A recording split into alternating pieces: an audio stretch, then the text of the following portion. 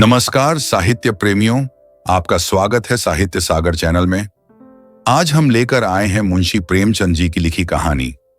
कफन झोपड़े के द्वार पर बाप और बेटा दोनों एक बुझे हुए अलाव के सामने चुपचाप बैठे हुए हैं और अंदर बेटे की जवान बीबी बुधिया प्रसव वेदना में पछाड़ खा रही थी। रह रहकर उसके मुंह से ऐसी दिल हिला देने वाली आवाज निकलती थी कि दोनों कलेजा थाम लेते थे। झाड़ों की रात थी, प्रकृति सन्नाटे में डूबी हुई, सारा गांव अंधकार में लय हो गया था। घीसू ने कहा, मालूम होता है बचेगी नहीं, सारा दिन दौड़ते हो गया, जा देख तो आ। माधव चिढ़कर बोला, मरना ही तो है, जल्दी मर क्यों नहीं जाती? देखकर क्या करूं? तू बड़ा बेदर्द है बे। साल भर जिसके साथ सुख चैन से रहा, उसी के साथ इतनी बेवफाई। तो मुझसे तो उसका तड़पना और हाथ पांव पटकना नहीं देखा जाता। छमारों का कुनबा था और सारे गांव में बदनाम। घीसू एक दिन काम करता तो 3 दिन आराम करता। माधव इतना कामचोर था कि आध घंटे काम करता तो घंटे भर चिलम पीता। इसलिए उन्हें कहीं मजदूरी नहीं मिलती थी। घर में मुट्ठी भर भी अनाज मौजूद हो तो उनके लिए काम करने की कसम थी। जब 2-4 फाके हो जाते तो घीसू पेड़ पर चढ़कर लकड़ियां तोड़ लाता और माधव बाजार से बेच लाता, और जब तक वह पैसे रहते दोनों इधर उधर मारे मारे फिरते। गांव में काम की कमी न थी। किसानों का गांव था, मेहनती आदमी के लिए 50 काम थे, मगर इन दोनों को उसी वक्त बुलाते जब 2 आदमियों से एक का काम पाकर भी संतोष कर लेने के सिवा और कोई चारा न होता। अगर दोनों साधु होते तो उन्हें संतोष और धैर्य के लिए संयम और नियम की बिल्कुल जरूरत न होती। यह तो इनकी प्रकृति थी। विचित्र जीवन था इनका। घर में मिट्टी के 2-4 बर्तन के सिवा कोई संपत्ति नहीं। फटे चीथड़ों से अपनी नग्नता को ढांके हुए जिए जाते थे। संसार की चिंताओं से मुक्त, कर्ज से लदे हुए।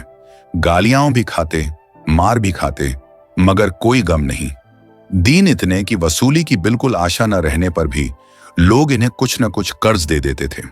मटर आलू की फसल में दूसरों के खेतों से मटर या आलू उखाड़ लाते और भून भान कर खा लेते, या 10-5 ऊंख उखाड़ लाते और रात को चूसते। घीसू ने इसी आकाश वृत्ति से 60 साल की उम्र काट दी और माधव भी सपूत बेटे की तरह बाप ही के पद चिन्हों पर चल रहा था, बल्कि उसका नाम और भी उजागर कर रहा था। इस वक्त भी दोनों अलाव के सामने बैठकर आलू भून रहे थे, जो कि किसी खेत से खोद लाए थे।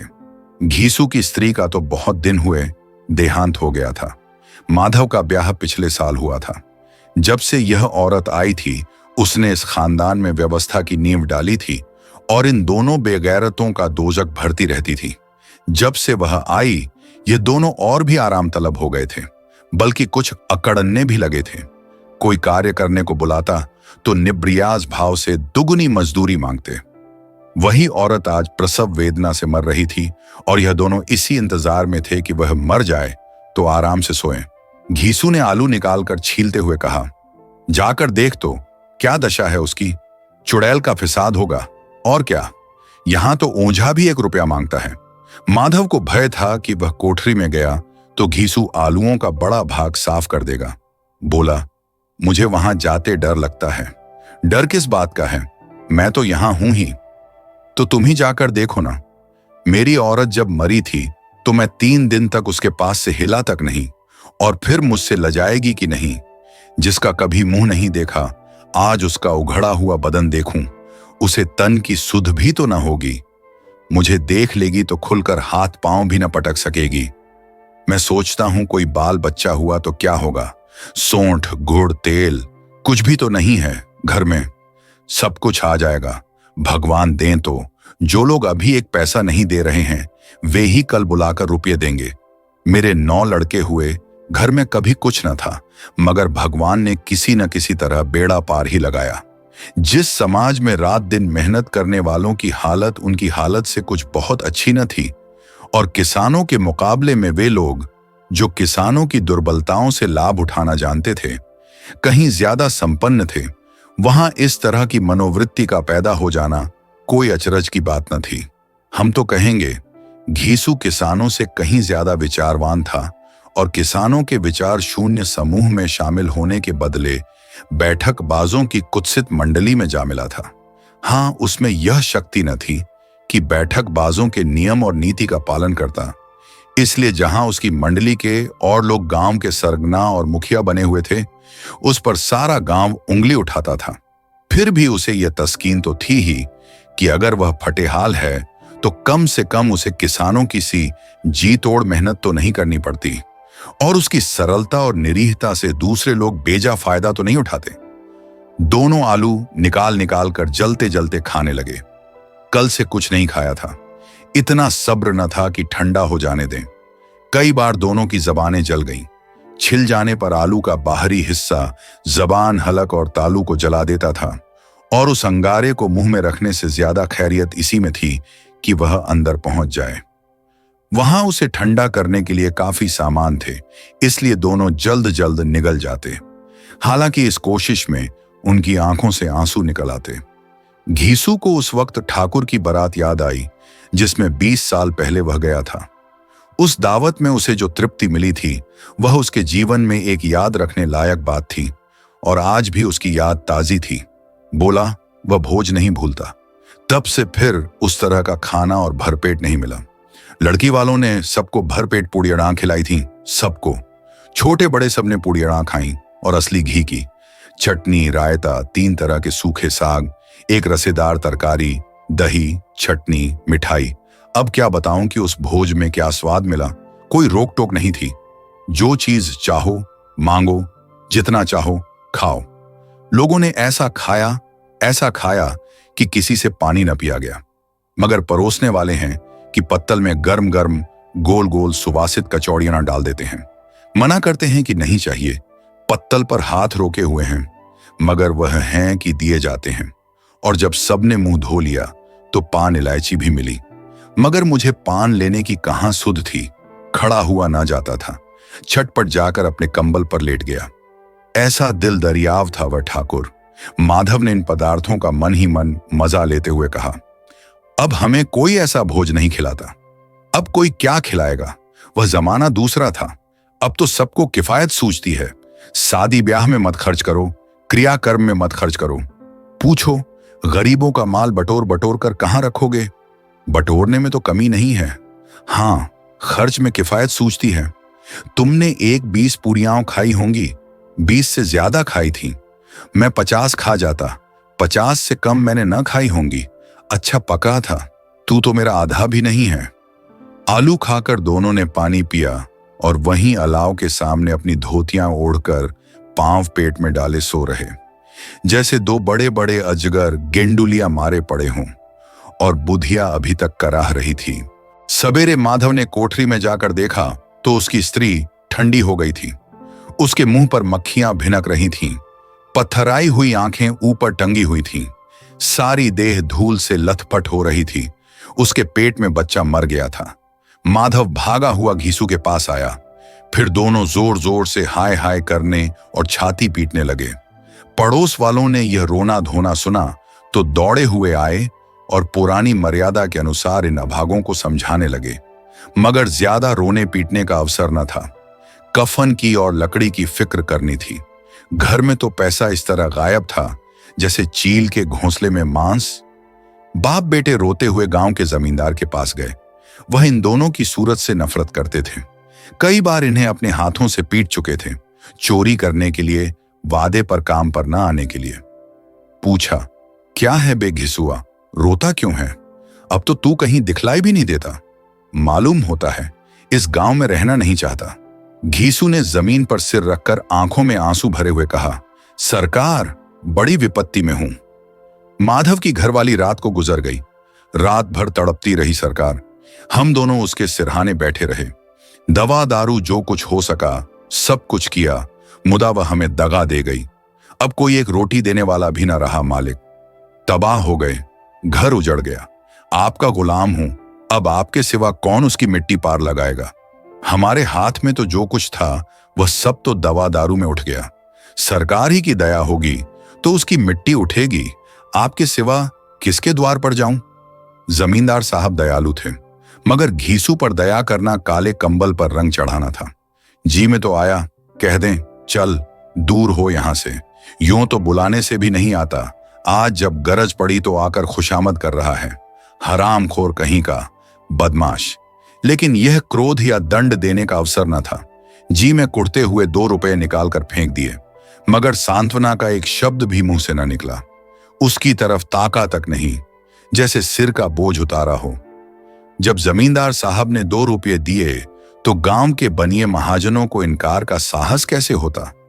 घीसू जमींदार के नाम का ढिंढोरा भी पीटना जानता था। किसी ने 2 आने दिए, किसी ने 4 आने। 1 घंटे में घीसू के पास 5 रुपये की अच्छी रकम जमा हो गई।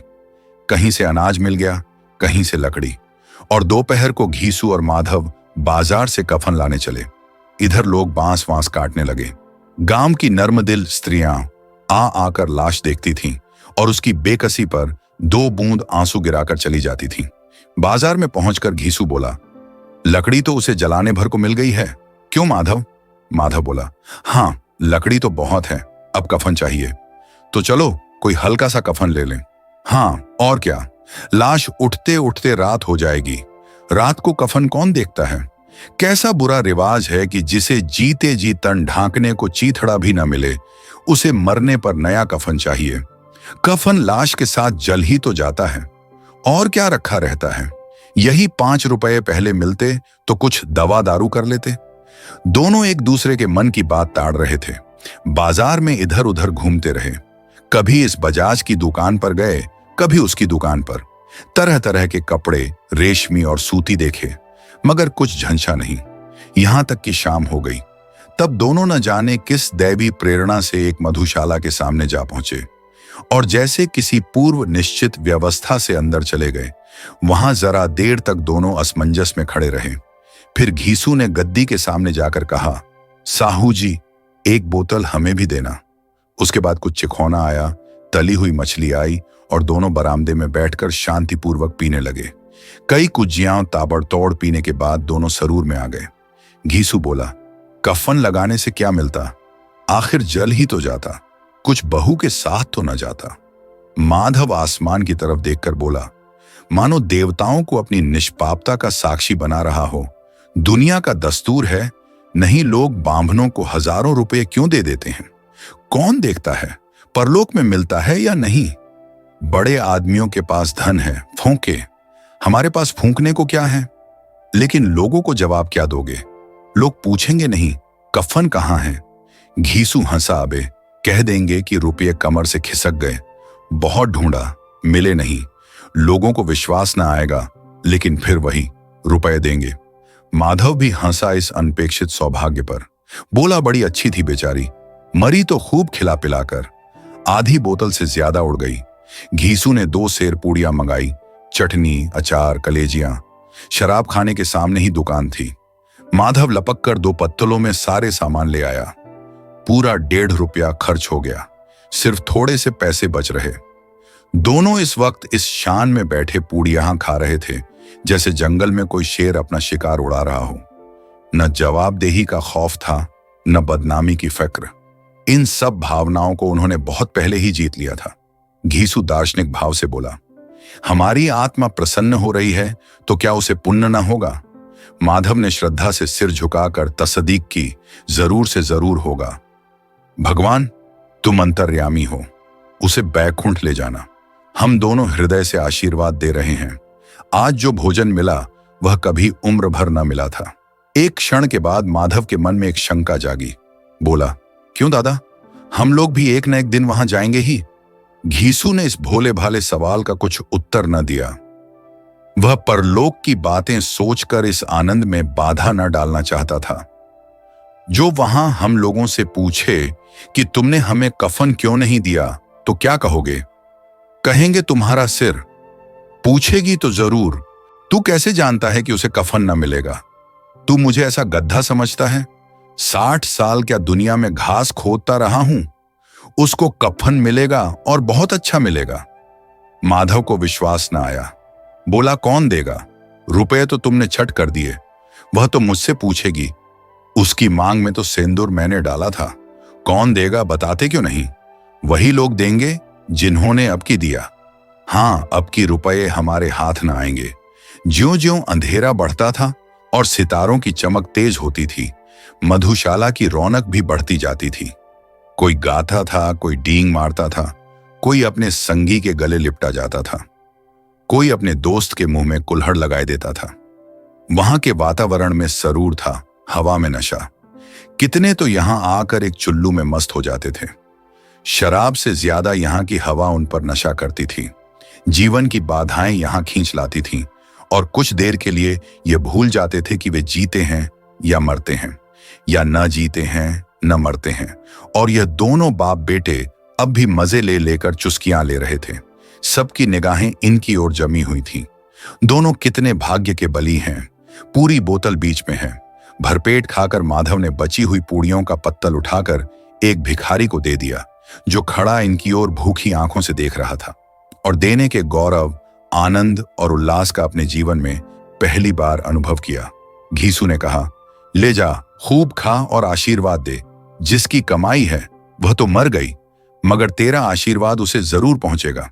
रोए रोए से आशीर्वाद दो, बड़ी गाढ़ी कमाई के पैसे हैं। माधव ने फिर आसमान की तरफ देखकर कहा, वह बैकुंठ में जाएगी दादा, बैकुंठ की रानी बनेगी।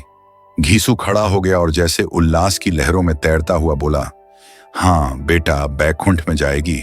किसी को सताया नहीं, किसी को दबाया नहीं।